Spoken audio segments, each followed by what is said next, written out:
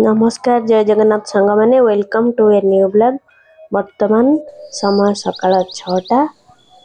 परिवेश जो शांत और चढ़ी मानकर किचिरी मिचिरी शब्द कान को शुणा को बहुत मधुर लगे एवं परिवेश शांत मन को शांति लगे। आउ सूर्य देवता प्रथम किरण गोटे पॉजिटिव एनर्जी दिए जहाँपाई आम दिन सारा जिते काम कले भी थका लगे नहीं। एठी गेली आसिक घास खाऊँ। एक्चुअली बिले माने कहीं घास खाती ता कमेंट निहाती जनइबे। छात पर विरल दृश्य देखली दुई सांग बसी कथा होचंदी किंतु मते से डाकुना हौ डाकंतु। आज जेहेतु झीर स्कूल खोला से शोची मुआ भीतर टिफिन बनईदेवी ना से उठा मात्रा के ता पछरे समय पड़ेगा टिफिन बनवा को समय हम ना। टिफिन ले तापाई आज टिके मैगी बने दूची। से बहुत दिन है कहलानी मामा मत मैगी देदेव आज टिफिन ले। तेणुक आज भाविली बहुत कम तेल देकी केमती हेल्दी हो पार से भृसंग पत्र अल्प टिके पियाज टमाटो मैगी मसला देकी मैगी अटा मैगी बनईदेली अल्प टिके खाइबा और टिफिन ले नहीं जाकि ब्रश करके खाइबा खुआई टिफिन पानी बोतल बुक कॉपी सजाड़ी स्कूल पठेदेली। वर्तमान रोषेई पाक पड़ेगा कहीं स्वामी जेहेतु ऑफिस टाइम हो तेणुक मुझे भात बसई देती। भात फुटी आसला आज बनईबी खाइबारे हरड़ डाली आउ कलर आलू भजा से कलर आलू भजा भी काटी नहीं।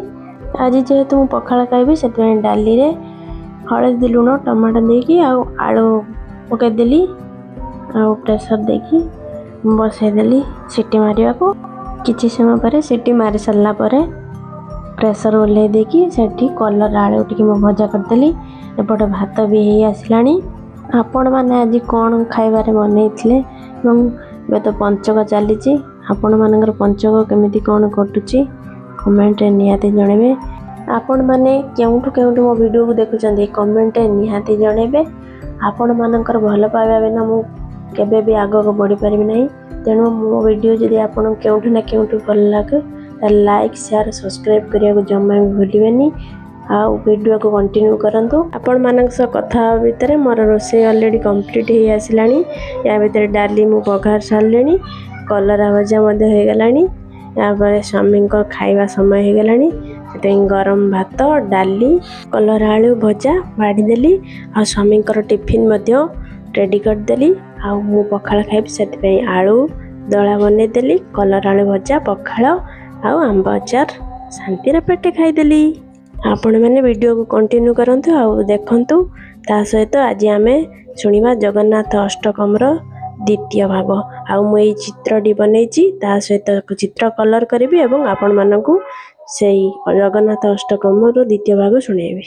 भुजे सभ्य वेणु शिरसी शिखिबु छंकटी तटे दुकुलं नेत्रान्ते सहचर कटाक्षं विदते सदा श्रीमद्वृन्दावन बसति लीला परिचय जगन्नाथ स्वामी नयन पथगामी भवतु मे।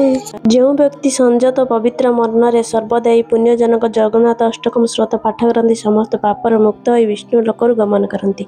जदि मोर ये वीडियोटी एवं चित्रटी आपण मानक भल लगे ताले निहाती मते सपोर्ट करिवे। देखा आ गोटे नुआ वीडियो रे रहउची। जय